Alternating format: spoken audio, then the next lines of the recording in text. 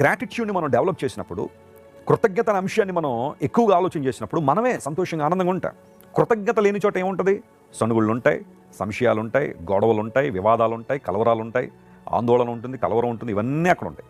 కానీ ఎక్కడైతే కృతజ్ఞత ఉంటుందో, ప్రభువుని స్తుతించే అనుభవం ఉంటుందో, ప్రతి చిన్న విషయానికి దేవుని మీద ఆధారపడి, ప్రభువా నీవు నాకు ఇచ్చిన ప్రతి ఆశీర్వాదాన్ని బట్టి నీకు స్తోత్రం అని ప్రభువుకు చెప్పగలుగుతామో, అప్పుడు మన జీవితాల్లో మరిన్ని ఆశీర్వాదాలు దేవునిలో మనం చూస్తుంటాం.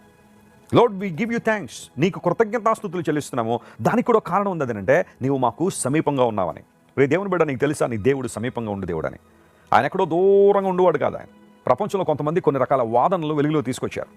ఆ వాదించే వాళ్ళలో కొంతమంది దేవుడు లేడని వాళ్ళు ఉంటారు కదా. అసలు దేవుడు అనేవాడే లేడు, ఇదంతా దానికి అదే వచ్చింది, దానికి అదే సృష్టించబడింది, ఒక ర్యాండమ్ సెలక్షన్లోనే అంతా వచ్చింది అన్నట్టుగా భావించే వాళ్ళు చాలామంది ఉంటారు. వాళ్ళ పక్కన పెడదాం కొద్దిసేపు. కానీ కొంతమంది ఏమంటారు తెలుసా? దేవుడు ఉన్నాడు కానీ ఆయన మన విషయాల్లో ఎందుకు జోక్యం కలిగించుకుంటాడు? ఆయన ఎక్కడో ఉంటాడు. ఆయన తన పనుల్లో బిజీగా ఉంటాడు.